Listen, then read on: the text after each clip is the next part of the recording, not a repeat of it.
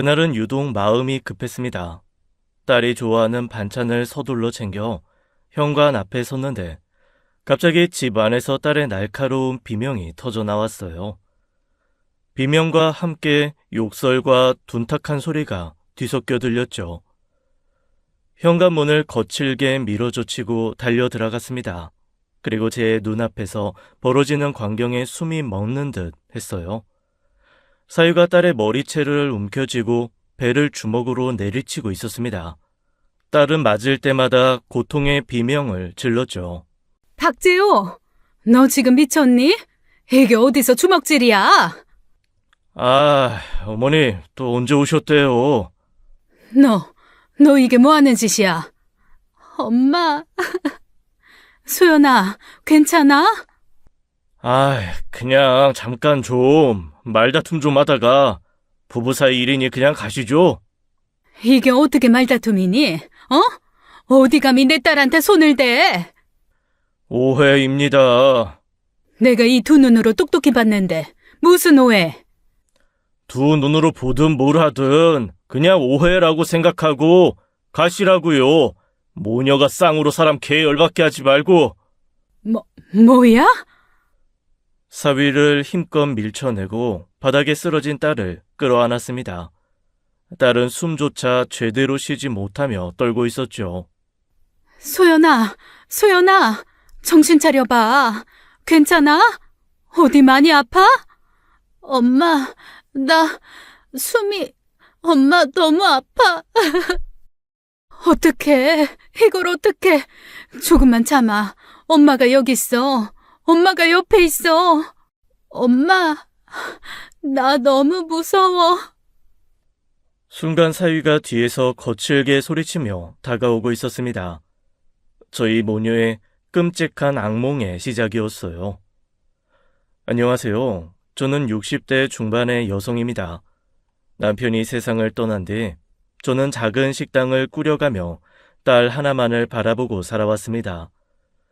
부족함 없이 키우려 애썼기에 좋은 사람이 나타나면 기꺼이 딸을 맡기겠다고 늘 다짐했죠. 처음 사위를 만났을 때 튼튼한 회사를 다니며 성실하고 자상한 모습이 참 믿음직스러웠습니다. 딸을 사랑스럽게 바라보던 그 미소에 제 마음도 놓였죠. 그때 저는 참 행복했어요. 마침내 제 어깨에 무거운 짐을 내려놓을 수 있을 거라 믿었으니까요. 재호야, 우리 소연이 잘 부탁한다. 너한테 딸 하나 보내려니 엄마 마음이 이렇게 복잡하네. 꼭 행복하게 해줘야 돼. 우리 애가 마음이 약해서 속으로만 끙끙 앓고 사는 애거든. 어머님 너무 걱정하지 마세요. 제가 소연이 성격 잘 알잖아요. 속상한 일 없도록 늘 잘 챙기겠습니다. 누구보다 행복하게 살게 할 자신 있어요. 그래, 너 그 말 꼭 지켜야 한다. 엄마는 이제 너만 믿고 마음 놓을게. 둘이 싸워도 네가 좀 져주고 그래라. 우리 소연이 기죽지 않게. 그럼요, 어머님. 소연이 힘든 일 생기면 제가 제일 먼저 옆에서 챙길 거고요. 무슨 일이 있든 항상 소연이 편에서 먼저 생각할게요. 그러니까 어머님도 걱정 내려놓고 저 믿으세요. 제 식당에 찾아올 때마다 사위는 항상 밝은 얼굴로 저를 챙겼습니다. 그 다정한 모습이 진심이라고 확신했죠. 소연아, 엄마가 보기엔 재호 그 애 참 좋은 사람 같더라. 너 생각해서라도 서로 잘 맞추고 행복하게 살아야 한다. 알았지? 엄마 걱정 이제 그만 좀 시키고. 엄마는 벌써부터 걱정이 너무 많다. 재호 씨 정말 좋은 사람이야. 내가 그 사람 만나고 웃을 일도 많아졌고 엄마 마음 이제 편해질 거야. 내가 꼭 행복하게 살면서 엄마 걱정 덜어드릴게. 그래, 네 말 들으니 엄마가 마음이 좀 놓이네. 행복해라 우리 딸. 무슨 일이 있으면 바로 엄마한테 얘기하고. 알았어 엄마. 걱정 말고 나 믿어봐. 하지만 그날 목격한 사위의 끔찍한 모습은 제가 알던 사람과 전혀 달랐습니다. 제가 믿었던 모든 것이 처참하게 무너지는 순간이었죠. 저는 바로 경찰에 신고 전화를 걸었습니다. 다행히 경찰차가 얼마 지나지 않아 도착했죠. 경찰은 도착하자마자 사위와 딸을 따로 분리했어요. 사건 현장이 순식간에 어수선해졌죠. 저 사람이 제 배를 주먹으로 때렸어요. 그냥 친 것도 아니고 숨이 멎을 만큼 강하게 때렸다고요. 한두 번이 아니라 몇 번이나. 제발 믿어주세요. 아유, 알겠습니다. 배를 주먹으로 여러 번 강하게 때렸다는 거죠? 네, 맞아요. 정말 죽을 것 같았어요. 아니, 경찰관님, 이거 진짜 억울해서 못 참겠네. 제가 무슨 폭행을 했다고 그러세요? 그냥 다투다가 밀친 거라고요. 이거 부부끼리 살면서 흔한 일이잖아요. 일단 진정하시고 정확히 어떻게 된 일인지 차분히 말씀하세요. 아이, 진정이 되겠습니까? 밀친 거 가지고 사람을 폭행범 취급하니까 그렇죠. 부부 사이에 말다툼하다가 살짝 밀었다고 이렇게 몰아가도 되는 겁니까? 제가 무슨 범죄자예요? 억울해 죽겠네 정말. 아유, 알겠습니다. 일단 진술 잘 들었으니 흥분하지 마시고요. 자세한 건 저희가 다시 확인할 겁니다. 경찰은 딸의 몸 상태를 확인했습니다. 배와 팔을 살펴봤지만 분명한 외상 흔적이 없었어요. 경찰의 얼굴에는 곤란한 기색이 드러났습니다. 폭행을 입증할 명확한 증거가 부족하다는 판단이었죠. 경찰은 결국 큰 부상이나 외상 흔적이 없다는 이유로 가볍게 사건을 마무리하려 했습니다. 그저 사위에게 주의하라는 구두 경고만 했죠. 아니, 경고만 하고 그냥 가신다고요? 내 딸이 저렇게 맞았는데 이게 그냥 말로 끝낼 일이에요? 폭행이라고요, 폭행. 내 눈앞에서 벌어진 일이에요. 어머님, 저희도 상황이 난처합니다. 지금 당장 외상 흔적이나 진단서가 없으면 저희가 할 수 있는 건 구두 경고뿐이에요. 이게 말이나 되는 소리예요? 그럼 우리 애가 맞은 건 뭐가 되는 건데요? 억울해서 못 참겠네 정말. 진정하시고요. 병원 가셔서 정식으로 진단서 끊으시고 고소장 제출하시면 그때 저희가 다시 정식으로 조사해 드릴게요. 지금 상황에서는 그 방법밖에 없어요. 아, 네, 알겠습니다. 꼭 그렇게 할 테니 그때는 제대로 처리해 주세요. 경찰이 떠난 직후 저는 사위의 얼굴을 다시 한번 바라보았습니다. 교묘하게 흔적이 남지 않도록 배를 골라 때린 이놈의 모습이 머릿속에서 떠나질 않았죠. 저는 직감적으로 사위가 단순히 감정적으로 우발적인 폭력을 휘두른 것이 아니라는 걸 알았습니다. 상대방을 효과적으로 제압하고 흔적을 남기지 않는 방식으로 폭력을 행사하는 수법이었어요. 마음속에서 불안감과 함께 심각한 위기의식이 커졌죠. 딸이 이대로 그 집에 계속 남아있다가는 더 위험한 일을 당할지도 모른다는 생각이 머릿속을 채웠습니다. 저는 곧바로 딸의 옷가지를 챙기고 제 집으로 데려가려 했어요. 어딜 데려가요? 당장 소연이 놔두고 나가요. 사람 계속 열받게 하지 말고. 너, 경찰 아직 집 근처에 있어. 알아? 어디 한 발짝만 더 다가와봐. 바로 경찰 다시 부를 테니까. 저는 그렇게 말하고 바로 핸드폰을 들어 촬영을 시작했죠. 경찰? 아이씨, 진짜 귀찮게 하시네요. 정우님, 단순히 부부싸움에 왜 이렇게 끼어드세요? 나이 먹고 부끄럽지도 않으세요? 넌 안 부끄럽니? 가증스러운 것.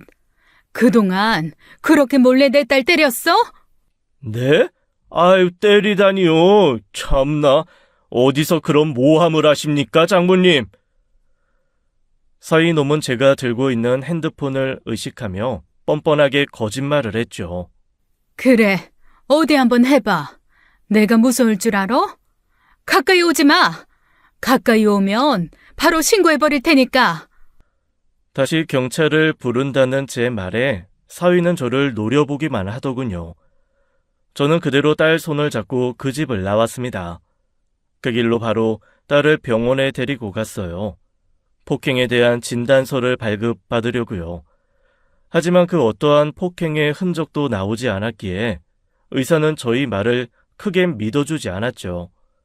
일단 발급은 받았지만 그조차도 단순 배의 통증을 호소한다는 수준이었고 폭행의 흔적이 발견된다는 내용은 없었습니다. 시간이 늦었기에 저는 그 길로 딸을 데리고 일단 제 집으로 갔어요. 딸은 아무 말 없이 저를 따랐죠. 제 집으로 돌아온 후 딸은 아무 말 없이 결혼 전 쓰던 자기 방으로 들어가 누웠습니다. 그 방문 앞에 가만히 서서 작게 들려오는 딸의 울음소리를 들었죠. 그 흐느낌을 듣고 있으니 가슴 깊숙한 곳에서 먹먹한 통증이 퍼졌어요. 비통한 마음을 숨길 수가 없었습니다. 그리고 그날 밤이었어요. 딸을 데려온 지 하루도 채 지나지 않은 날이었죠. 누군가 현관문이 부셔질 듯 요란하게 발로 차더군요. 사위였어요. 곧이어 문 너머로 사위의 거친 욕설이 쏟아졌습니다. 사위는 딸을 당장 내놓으라며 문을 세게 발로 차기 시작했죠. 문이 흔들릴 정도의 충격에 저는 바로 휴대전화를 집어들었어요. 주저없이 경찰에 신고했죠. 경찰이 도착하기 직전 사위는 마치 알고 있었다는 듯 급히 자리를 떴습니다. 그리고 뒤늦게 경찰이 저희 집으로 도착을 했죠.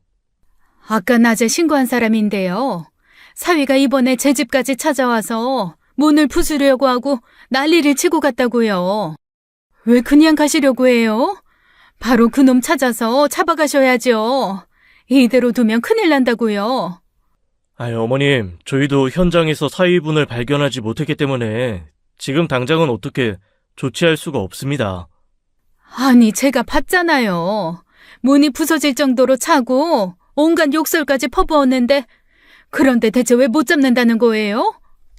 그게요, 저희도 규정상 현장에서 사위분이 행패를 부리는 걸 보지 못하면 추가로 할 수 있는 게 없습니다.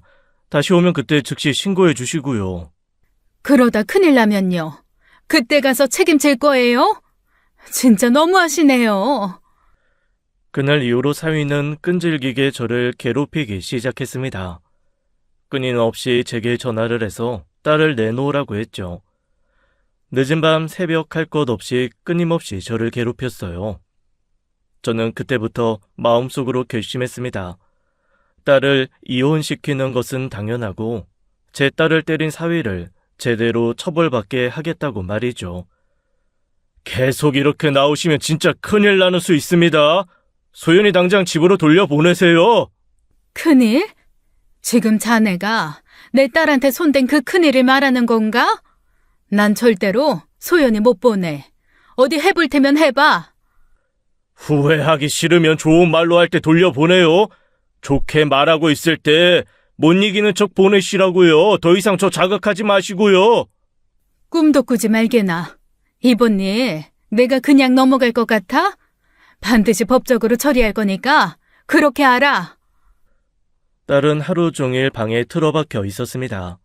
제가 말을 걸어도 거의 대답하지 않았죠. 방 안에서 들려오는 희미한 울음소리에 제 마음까지 답답해졌죠. 그렇게 며칠이 지났습니다. 다행히 한동안 사위가 찾아오지는 않았죠. 하지만 그럼에도 딸은 불안해했어요. 소연아, 엄마한테 솔직히 말해봐. 재호 걔가 너 때린 거 이번이 처음 아니지? 전에도 이런 적 있었던 거야? 말해봐, 제발. 엄마는 네가 말 안 하고 속으로 참고 있는 게 더 무서워. 언제부터야, 어? 엄마한테 숨기지 말고 다 말해. 엄마, 미안해. 나 정말 말하고 싶었는데 너무 무섭고 창피해서. 창피하긴 뭐가 창피해. 네가 잘못한 거 아니야. 다 말해봐. 엄마가 다 들어줄게. 딸은 대답 없이 눈물을 흘리며 고개를 끄덕이더군요. 저는 눈을 질끔 감으며 참담한 마음을 삭혔습니다. 그러다가 딸이 입을 열었죠. 엄마, 나 그냥 집에 돌아가는 게 맞는 거 아닐까? 재호 씨 더 화나기 전에. 너 지금 정신이 있는 거니 없는 거니? 거길 네가 왜 돌아가? 왜? 다시 거기 가서 또 맞고 살아? 절대로 안 돼. 얘가 지금 무슨 이상한 소리야. 그래도 이렇게 버티면 더 큰일이 생길 것 같아. 난 그게 너무 무서워. 소연아, 제발 그런 말 하지 마. 네가 지금 이러니까 엄마가 답답하고 속이 터지겠다. 엄마 살아있는 한 너 절대 그 집에 다시 못 들어가. 이런 게 요즘 TV에서 말하는 가스라이팅인가 했어요. 결혼 전에는 그렇게 총명했던 아이가 이제는 바보가 된 듯했죠. 저는 딸의 휴대전화 번호부터 바꾸고 사위와의 연락을 모두 차단했습니다. 딸이 저도 모르게 사위에게 연락하는 일을 막기 위해서였죠. 딸은 제 결정을 말없이 따랐어요. 저는 그 후로 딸의 곁에서 떨어지지 않았죠. 최대한 편안하게 대해주며 딸의 불안을 덜어주려 노력했습니다. 그리고 딸이 어느 정도 진정을 했을 때 딸에게 말했어요. 소연아, 엄마 생각엔 박재호 걔가 곱게 이혼해 줄 리가 없고 이혼 소송부터 하자. 더 늦기 전에 얼른 정리해야지. 근데 소송하려면 분명한 증거가 필요해. 그동안 그 인간이 너 때렸던 거 증거 같은 거 있어? 사진이나 진단서라도. 없어. 엄마, 그 사람 늘 멍도 안 들게 교묘하게 때렸어. 눈에 띄는 상처 같은 거 남기지 않으려고 했나 봐. 그 교활하고 악랄한 자식, 사람 탈을 쓰고 어떻게 그렇게 잔인하니? 진짜 어디서 그런 악마 같은 놈을 만나서. 아휴, 생각할수록 치가 떨린다 진짜. 그럼 다른 문제는 재호 그 인간 폭력 말고 또 이상하거나 문제 될 만한 거 없어? 뭐든 좋아. 네가 조금이라도 의심한 거 말해봐. 딸은 쉽게 대답하지 못하고 잠시 침묵했습니다. 잠시 고민을 하다가 어렵게 입을 열었죠. 사실 엄마, 이건 확실한 건 아닌데 수상한 건 있었어. 아무래도 바람 피우는 것 같아. 밤늦게 자꾸 나가는데 회사 일이라고 하는데 말도 자꾸 바뀌고 물어보면 오히려 화부터 내고. 딸의 말에 따르면 사위는 최근 밤늦게 자주 외출을 했다고 했습니다. 회사 일 때문이라는 말을 반복했지만 설명이 늘 불분명했다고 했죠. 딸의 이유를 캐물으면 화를 내며 딸을 피했다는 것이었어요. 저는 딸의 말을 들으며 생각이 깊어졌습니다. 사위의 외도가 사실이라면 확실한 이혼 사유가 될 테니까요. 그 순간 저는 망설임 없이 흥신소의 조사를 의뢰해야겠다고 결심했습니다. 저는 오랜 친구에게 부탁해 믿을 만한 흥신소를 소개받았어요. 사위의 외도를 밝혀낼 확실한 증거가 필요했죠. 저는 사위의 사진과 직장 정보, 밤늦게 집을 비우는 시간대까지 꼼꼼히 정리해 전달했어요. 흥신소에 철저히 비밀을 지켜달라는 당부도 잊지 않았죠. 일주일 후 흥신소에서 연락이 왔어요. 제가 사위 외도에 대한 조사를 부탁했는데 흥신소 측이 일주일 사위를 따라다녀 보니 뭔가 이상했대요. 그래서 제가 연락을 했다고 합니다. 사위가 밤마다 수상한 사람들을 만나는 모습을 포착했다고 했어요. 사위의 행적이 단순한 외도와는 달라 보였다고 덧붙였죠. 그래서 박재호 그 인간이 밤마다 만난다는 사람들이 정확히 어떤 사람들이라는 거예요? 확실히 좀 말씀해 주세요. 아직 정확히 파악되지 않았습니다만 한 가지 확실한 건 그 사람들이 일반인은 아니라는 겁니다. 저희가 보기엔 평범한 사람들과는 거리가 좀 멀어요. 조심스럽게 접근해야 할 것 같아서요. 평범하지 않다는 게 무슨 뜻이죠? 조금만 더 구체적으로 말해줄 순 없어요? 솔직히 말씀드리면 느낌이 좀 꺼림칙합니다. 적어도 평범한 직장인이거나 일반적인 지인 관계는 아닌 것 같고 동네 건달들 같아 보여요. 흥신소 중간 보고를 들은 저는 단순히 여자가 아닌 더 위험한 무언가가 연관되어 있을 수 있다는 생각이 들었죠. 더욱 철저한 조사가 필요했습니다. 비용이 들더라도 추가적인 증거를 꼭 확보해달라고 요청했죠. 그러다가 동생이 이 사건을 알게 되었습니다. 평소에 저희 집을 자주 찾던 동생이 딸이 저희 집에서 지내는 것을 보고 사건을 알게 되었죠. 여동생은 딸이 당한 폭력 사건에 대해 이야기를 듣고 저처럼 엄청난 분노를 터뜨렸습니다. 지금 소연이랑 재호 이혼시키려고 내가 흥신소통해서 그놈 뒷조사 중이야. 언니도 참 답답하네. 그냥 당장 이혼 서류 갖다 던지고 도장 찍으라고 하면 되지. 뭘 그렇게까지 복잡하게 뒷조사식이나 해? 네가 그놈 성격을 몰라서 그래. 재호 걔가 순순히 도장 찍어줄 인간이냐? 분명히 이혼 소송까지 가게 될 거야. 그러니까 미리 제대로 된 증거부터 확보해 놓으려고 그러지. 제 말에 화가 난 여동생은 저를 도와주겠다고 했습니다. 당장 사위를 제대로 파헤쳐야겠다고 말했죠. 여동생은 자신의 아들이 사위 회사의 협력업체에서 근무한다는 사실을 떠올렸습니다. 조카를 통해 사위가 회사에서 실제 어떤 평판인지 알아보자고 제안했죠. 저는 좋은 생각이라고 동의하며 조카에게 부탁을 전했죠. 조카도 자기 일처럼 화가 나서 펄펄 뛰더니 바로 알아봐 준다고 했습니다. 그리고 며칠 후 조카에게서 예상치 못한 연락이 왔어요. 제게 충격적인 이야기를 전해왔죠. 이모, 저 정말 진짜 깜짝 놀랐어요. 회사 사람들 인맥 총동원해서 철저하게 알아봤는데요. 그 회사에 박재호라는 사람은 처음부터 없었대요. 뭐라고? 아니, 그게 무슨 소리야? 재호 걔가 그 회사 다닌다고 매일같이 출근했는데 없는 직원이라니 말이 돼? 저도 처음엔 잘못 들었나 싶어서 여러 번 확인했어요. 근데 지인들 말이 처음부터 거기 직원이었던 적이 없대요. 뭔가 이상해요, 이모. 이게 지금 무슨 상황이야? 그러면 박재호 걔가 지금껏 우리 모두를 완전히 속인 거란 말이잖아. 도대체 왜? 대체 무슨 꿍꿍이야? 저는 이 믿기 어려운 사실을 즉시 딸에게 전달했습니다. 딸은 충격에 빠져 얼굴이 하얗게 질렸죠. 퇴사를 했거나 잠시 근무한 흔적도 전혀 없다는 이야기에 딸은 한동안 말을 잇지 못했습니다. 딸은 혼란스러운 표정으로 사위가 했던 말을 되짚기 시작했어요. 사위는 회사에 잘 다닌다며 보너스까지 받아오곤 했다고 했죠. 실제로 매일 아침 출근하고 저녁에 돌아오는 일상이었습니다. 딸은 도저히 이해할 수 없다며 눈물을 글썽였죠. 엄마, 나 지금 너무 무서워. 박재호가 회사에서 일한 적이 없다니. 그럼 대체 그동안 뭘 한 거야? 나랑 지금까지 산 시간은 다 뭐였던 거야? 소연아, 일단 너무 흥분하지 말고 진정해. 엄마도 충격이지만 지금 중요한 건 정신 똑바로 차리는 거야.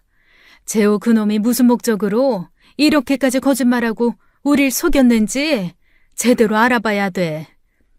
어떻게 이렇게까지... 난 정말 아무것도 몰랐는데. 다 내 잘못이야, 엄마. 바보같이 속은 내가 너무 미워. 아니야, 소연아. 네 잘못 아니야. 네가 뭘 잘못했겠니? 엄마가 있으니까 일단 진정하고 앞으로 어떻게 해야 할지 같이 생각해보자. 저는 더욱 의심이 깊어졌습니다. 그렇다면 사위는 지금껏 어디서 무슨 일을 하고 있었던 걸까요? 돈의 출처도 분명히 의심스러웠습니다. 게다가 최근 드러난 흥신소의 중간 보고도 마음에 걸렸죠. 딸을 전문가처럼 때리는 그 모습하며 무언가 더 어둡고 위험한 일을 사위가 숨기고 있다는 직감이 들었죠.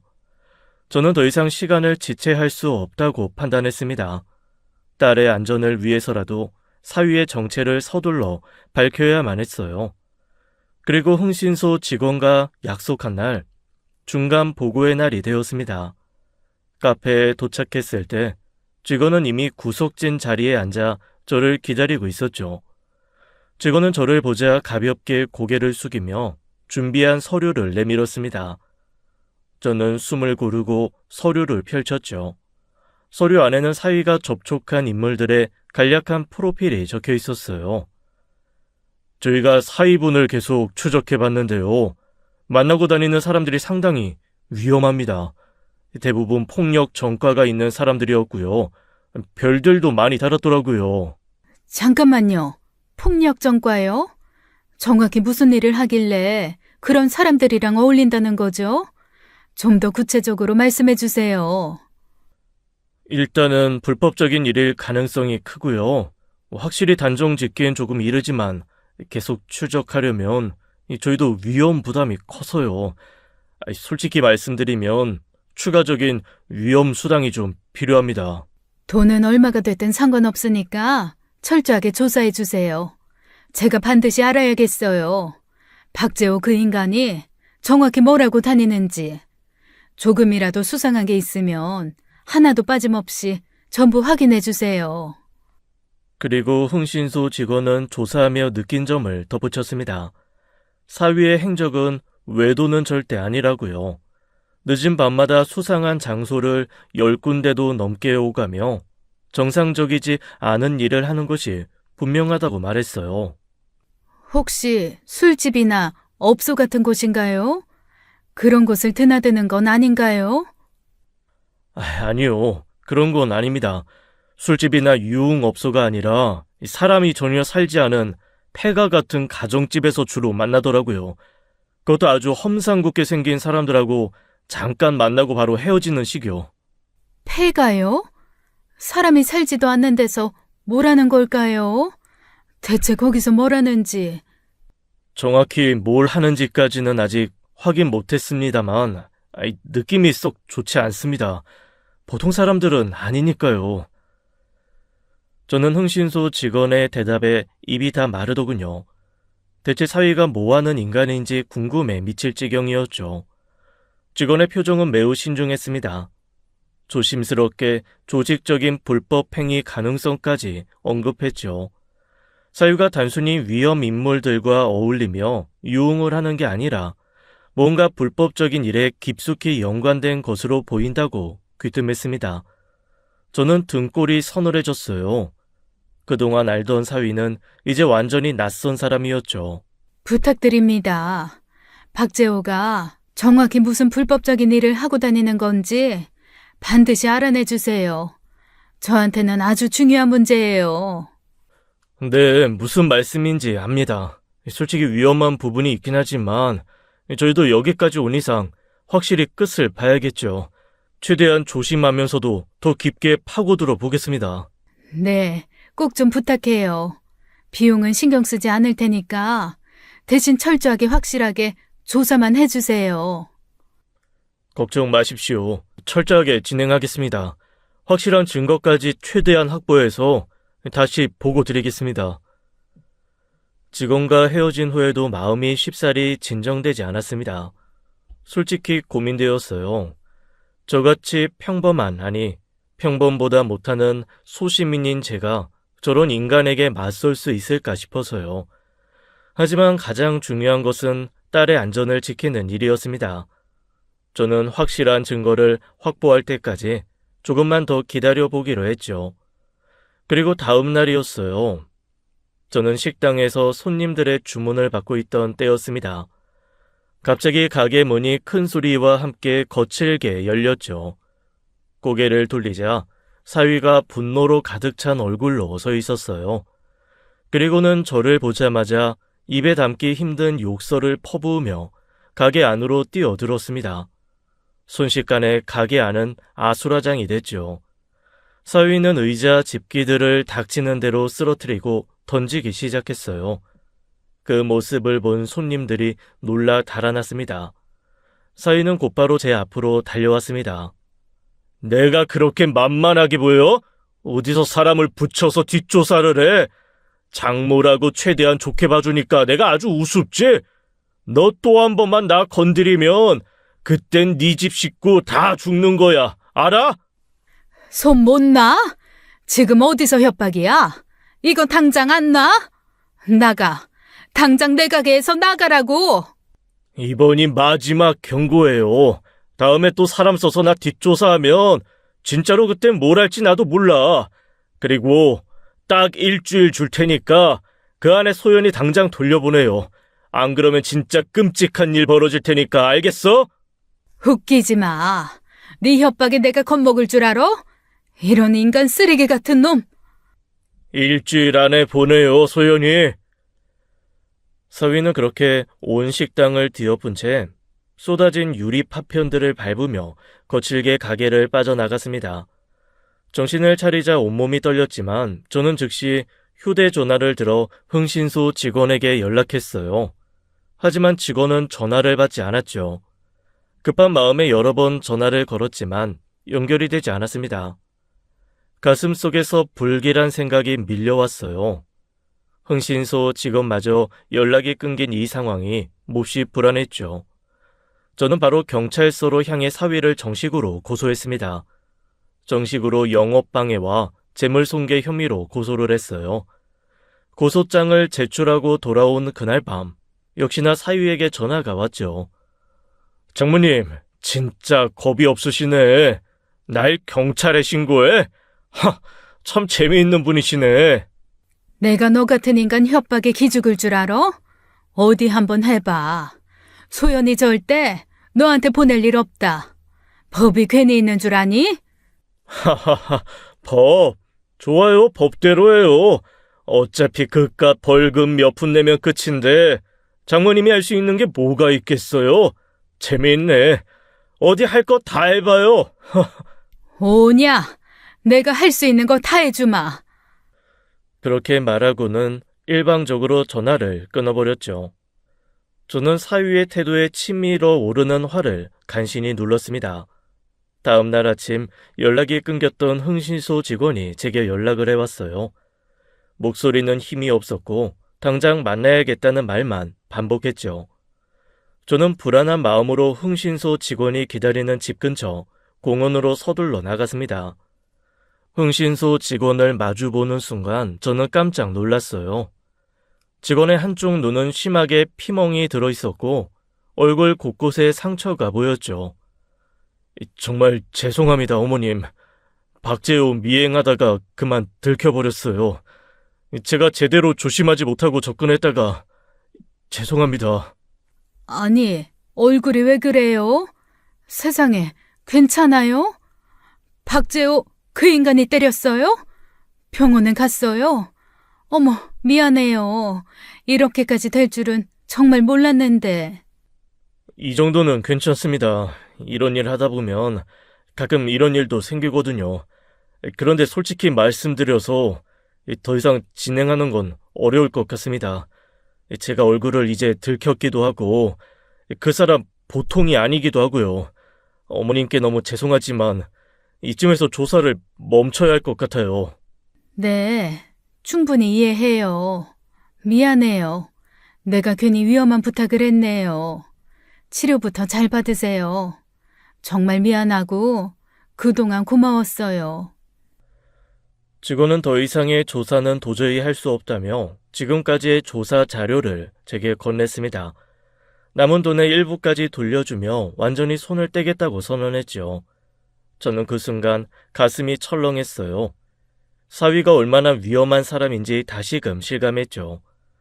이제 더 이상 도움을 받을 사람도 방법도 없다는 현실이 저를 무겁게 짓눌렀습니다. 상황은 점점 더 심각해지고 있었죠. 솔직히 제가 감당할 수 없는 수준까지 치닫고 있다 생각했어요. 당장 어떻게 해야 할지, 무엇을 붙잡아야 할지도 막막했죠. 저는 집으로 돌아와 흥신소에서 넘겨준 중간 보고 서류를 꼼꼼히 펼쳐보기 시작했습니다. 한 장씩 넘길 때마다 마음이 점점 더 무거워졌죠. 그러다 어느 페이지에서 제 시선이 완전히 멈췄습니다. 사위의 10대 시절 기록이었어요. 자료에 따르면 사위는 학창 시절 학교폭력 사건의 주동자였습니다. 같은 반 학생을 여러 명이 집단으로 심하게 폭행했고 결국 그 학생은 사망했다고 적혀 있었죠. 손에 든 서류가 떨리기 시작했습니다.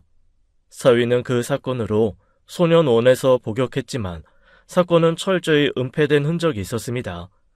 당시 사돈들이 엄청난 합의금을 쓰고 철저히 덮어버린 것이었죠. 제 가슴이 점점 더 빠르게 뛰기 시작했습니다. 드러난 사위의 진짜 본성이 이렇게 무섭고 잔인한 사람이었다니 사위의 두 얼굴이 너무나 끔찍하고 믿기 어려웠죠. 하지만 동시에 이것이 현실이라는 걸 받아들여야만 했습니다. 그때 문득 서류 끝자락에서 흥신소 직원의 메모가 눈에 들어왔어요. 현재 사위가 정확히 무슨 일을 하고 돈을 버는지까지는 조사하지 못했다고 적혀 있었죠. 흥신소도 여기까지가 한계였던 것입니다. 저는 서류를 내려놓고 한참 동안 그대로 앉아 있었습니다. 사위가 단순한 폭력범을 넘어 사람의 생명을 앗아간 적 있는 위험한 인물이라는 사실이 너무나 무서웠죠. 이제 제가 어떻게 해야 할지, 무엇부터 시작해야 할지 심각한 고민이 밀려왔습니다. 소연아, 너 정신 단단히 차리고 들어야 돼. 박재옥에 옛날에 사람을 죽게 만든 적이 있대. 학교폭력 사건 주동자였는데 결국 피해 학생이 죽었대. 상상하는 것보다 박재옥 그 인간 더 쓰레기고 무서운 인간이야. 그런 놈이랑 절대 다시 마주치면 안 돼. 무조건 안전하게 떨어져 있어야 돼. 알겠지? 뭐라고? 사람을 죽게 했다고? 엄마, 그게 무슨 말이야? 나 그런 얘기 처음 들어. 설마, 어떡해? 저는 더 이상 망설일 시간이 없다고 판단했습니다. 사위의 위험성을 실감할수록 딸의 안전이 걱정되어 견딜 수 없었죠. 그리고 저희 모녀는 결국 마침내 부산에 사는 남동생 집으로 피신하기로 결정했습니다. 오랜 세월 운영해온 식당도 급히 부동산에 내놓고 집 역시 처분하기 위해 매물을 올렸죠. 딸과 저는 사용하던 휴대전화 번호부터 모두 바꿨습니다. 사위가 우리를 추적하지 못하도록 최대한 흔적을 없애려 애썼죠. 서둘러 짐을 챙기고 조용히 부산으로 내려갔어요. 부산에 도착하자마자 남동생과 올케가 따뜻하게 저희를 맞아주었습니다. 조카들도 저와 딸의 상황을 알고 있었기에 말없이 위로해줬죠. 저는 그제야 조금 마음을 놓을 수 있었습니다. 부산에 도착한 바로 다음 날, 저는 지인의 소개로 믿을 만한 이혼 전문 변호사를 만났어요. 사위를 상대로 이혼 소송을 준비하기 위해 곧장 정식 절차를 진행했죠. 변호사는 제 말을 듣고 상황의 심각성을 충분히 이해한 듯 했습니다. 변호사님, 박재호 그 인간 정말 위험한 인간이에요. 폭력성도 심하고 언제 무슨 일을 벌일지 몰라서 너무 불안해요. 제발 소송 진행하는 동안 우리 딸이 그 인간이랑 절대로 마주치는 일이 없게 철저하게 보호 조치 좀 해주세요. 이 상황이 얼마나 심각한지 잘 알겠습니다. 제가 사건 내용을 보니 철저한 보호 조치가 반드시 필요해 보이네요. 걱정 마시고 따님과의 접촉이 전혀 없도록 확실하게 조치하겠습니다. 네, 부탁드립니다. 무슨 일이 있어도 그 사람과 직접 대면하는 일만큼은 막아주세요. 그게 제가 가장 걱정하는 부분이에요. 알겠습니다. 법적으로 최대한 보호 조치를 취할 테니 안심하셔도 됩니다. 저는 변호사에게 딸과 사위의 모든 연락을 완전히 차단해달라고 다시 한번 강력히 당부했습니다. 어떠한 경우에도 사위가 딸에게 접근하거나 연락을 취할 수 없도록 말이죠. 변호사는 제 요청을 진지하게 받아들였고 철저히 관리하겠다고 했어요. 그래도 저는 언제나 마음 한쪽이 편하지 않았죠. 사위가 언제 어떻게 저희를 찾을지 모른다는 불안 때문이었어요. 식당도 집도 빠르게 처분하려 했지만 현실적으로 금방 팔리지 않았었고요. 그렇지만 더 이상 서울로 돌아갈 생각은 없었죠. 딸이 다시 사위와 마주할 일은 절대 있어서는 안 되니까요. 엄마, 나 때문에 부산까지 도망와서 정말 너무 미안해. 얘가 또 무슨 소리를 해. 지금 중요한 건 너야. 미안하다 그런 생각 절대 하지 마. 누구도 널 탓하지 않아. 박재호 그 인간이 나쁜 거지. 그래도 엄마, 다 나 때문이잖아. 그런 인간한테 속아서 내가 제대로 살았으면 이런 일도 없었을 텐데. 소연아, 속인 박재호가 나쁜 거야. 너는 아무 잘못 없어. 제발 그런 생각하지 마라. 이혼 소송 끝내면 이제 다 괜찮아질 거야. 알았지? 그리고 새 출발하는 거야. 마음 단단히 먹어야 돼. 피신한 부산에서의 생활은 낯설었지만 조금씩 안정을 찾았습니다. 하지만 마음 깊숙한 곳에 자리 잡은 불안은 쉽게 사라지지 않았죠. 그때는 아직 몰랐어요. 저희를 향한 사위의 집요함이 얼마나 무섭고 끈질긴지, 그리고 앞으로 어떤 일이 기다리고 있을지 말입니다. 그렇게 저희 모녀는 부산으로 피신한 지 어느덧 1년이 지났습니다. 이혼 소송은 사위의 방해로 하염없이 늘어지고 있었어요. 그러는 동안 딸과 저는 부산 생활에 점점 익숙해졌고 남동생 집에서 나와 작은 전셋집을 얻었죠. 그날은 딸과 함께 장을 보기 위해 시장에 나섰습니다. 그런데 갑자기 길 건너편에서 익숙한 모습이 눈에 들어왔어요. 사위였습니다. 그는 지나가는 행인에게 다급한 표정으로 무언가를 묻고 있었죠. 순간 저는 온몸이 차갑게 얼어붙었습니다. 사위가 결국 부산까지 저희를 찾아온 게 분명했으니까요. 서둘러 집으로 돌아온 우리는 즉시 짐을 싸기 시작했습니다. 필요한 물건만 급하게 가방에 챙겼죠. 그때였습니다. 갑자기 현관문이 엄청난 소리와 함께 거칠게 열렸어요. 문을 박차고 들어온 사람은 다름 아닌 사위였습니다. 아이씨, 개같은, 드디어 찾았네. 아줌마 돌았어? 내가 끝까지 못 찾아낼 줄 알았어? 사위는 분노에 찬 얼굴로 다가와 딸의 머리채를 거칠게 움켜쥐었죠. 그리고는 억지로 딸을 끌고 마당으로 나가려 했습니다.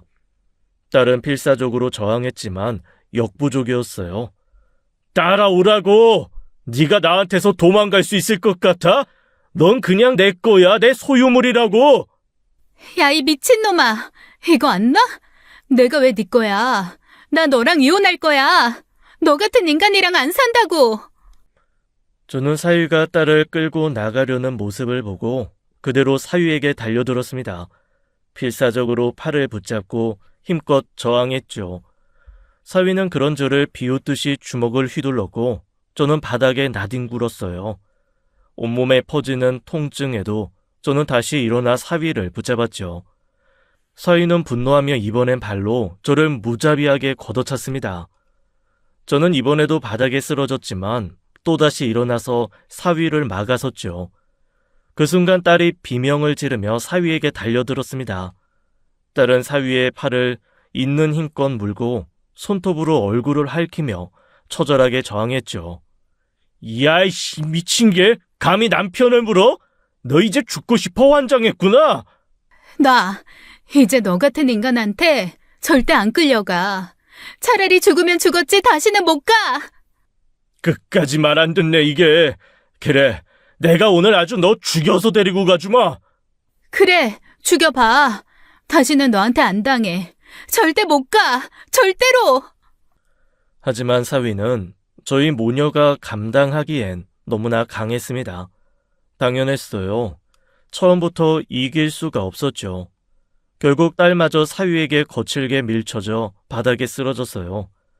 그 모습을 본 저는 온 힘을 끌어모아 젖먹던 힘까지 짜내 사위에게 달려들었습니다.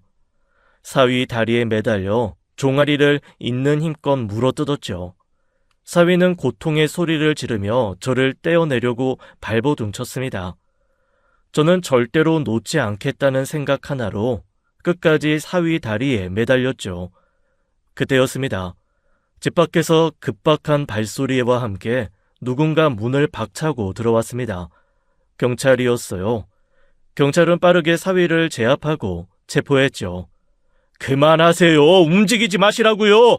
당신을 현행범으로 체포합니다. 계속 반항하면 공무집행방해죄 추가됩니다. 아이씨, 이거 뭐야? 이거 놓으라고! 내가 뭘 잘못했는데! 난 그냥 내 아내 찾으러 온 거라고!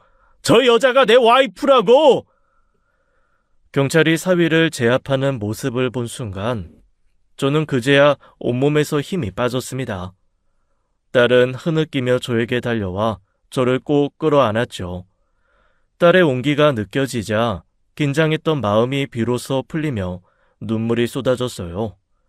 그 순간 저는 몸의 아픔보다 딸을 끝까지 지켜냈다는 사실이 더 선명하게 느껴졌습니다.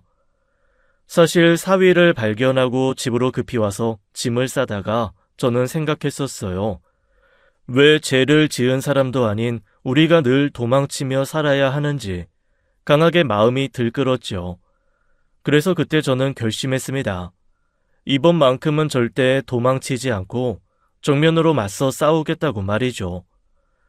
저희 집 마당은 높은 언덕에 있어 멀리서 오는 사람의 모습을 쉽게 알아볼 수 있었습니다.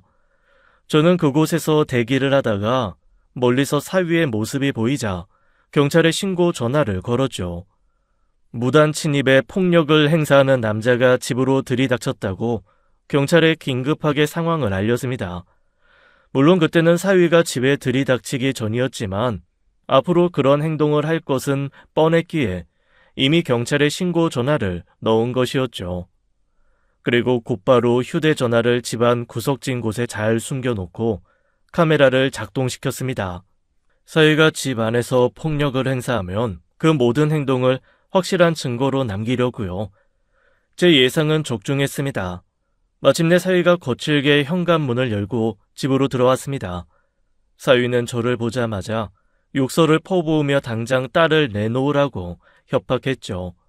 그때 저는 일부러 예전에 있었던 딸을 때린 사건을 언급했어요. 뻔뻔한 놈아, 여기 왜 찾아와? 내 딸이랑 너는 끝났어. 이혼 서류에 도장이나 찍어. 부부가 부부싸움 좀 한다고 이혼합니까? 부부싸움? 너 수시로 내 딸 때린 거 내가 똑똑히 기억하고 있어. 그렇게 너보다 약한 여자 때리니까 기분이 좋았니? 어? 그래, 내가 때렸다. 내 마누라 내가 좀 때리겠다는데 당신이 무슨 상관이야? 아, 내 일에 좀 끼어들지 마. 지금 네 입으로 때렸다고 말하는 거지? 그래, 때렸다. 어쩔래? 또 때려줘? 그 순간 사위는 흥분하며 자신이 딸을 폭행한 사실을 분명히 인정했습니다. 사위는 스스로 제가 친 덫에 걸린 거지요. 그 모습을 고스란히 휴대전화 카메라에 담겼으니까요. 분노로 날뛰던 사위가 결국 제게 손을 대자 저는 주저하지 않고 사위의 공격에 맞서 싸운 겁니다. 경찰이 올 때까지 죽을 힘을 다해 버티겠다는 심정으로요. 그리고 마침내 경찰이 도착해 사위가 체포된 거지요. 저는 조용히 숨겨둔 핸드폰을 꺼내 경찰에게 전달했습니다. 모든 증거가 그곳에 다 기록되어 있다고 말했죠. 경찰서로 끌려간 사위는 처음엔 모든 혐의를 완강히 부인했습니다. 그러나 제가 제출한 영상이 공개되는 순간 더는 범죄를 부정할 수 없었죠. 결국 사위는 모든 범행 사실을 인정하고 체념한 듯 고개를 떨구었어요. 저는 그 즉시 변호사를 통해 사위를 폭행과 협박, 가정폭력 혐의로 정식 고소했습니다. 촬영된 영상이 결정적인 증거가 되어 법정에서 사위의 죄는 명백히 드러났죠. 재판부는 사위에게 징역 2년 6월에 집행유예를 선고했어요. 더불어 저와 딸에 대한 접근 금지 명령을 내렸습니다. 또한 이 영상은 이혼 소송에서도 강력한 증거로 제출되었습니다. 사위의 범죄가 명확히 입증되자 재판부는 단호히 저희의 손을 들어주었죠. 마침내 딸은 사위와의 이혼 소송에서 완벽히 승소했습니다. 딸이 법정에서 판결을 들으며 흐르는 눈물을 닦는 모습을 보고 저도 눈시울이 붉어졌죠. 긴 싸움 끝에 우리가 이겼다는 사실이 비로소 현실로 와닿았습니다. 법정을 나서며 저는 오랜만에 깊고 긴 숨을 내쉬었어요. 마음 깊은 곳에서 오랫동안 억눌려 왔던 응어리가 풀려나가는 기분이었죠. 이제 더 이상 사위의 그림자에 떨지 않고 살아갈 수 있겠다는 안도감이 저를 감쌌습니다. 이혼 후 저와 딸은 부산에서 차츰 평온한 일상을 회복했어요. 그 무섭던 기억도 시간이 흐르자 조금씩 희미해졌죠. 어느 날 아침 여동생이 급히 전화를 걸어왔습니다.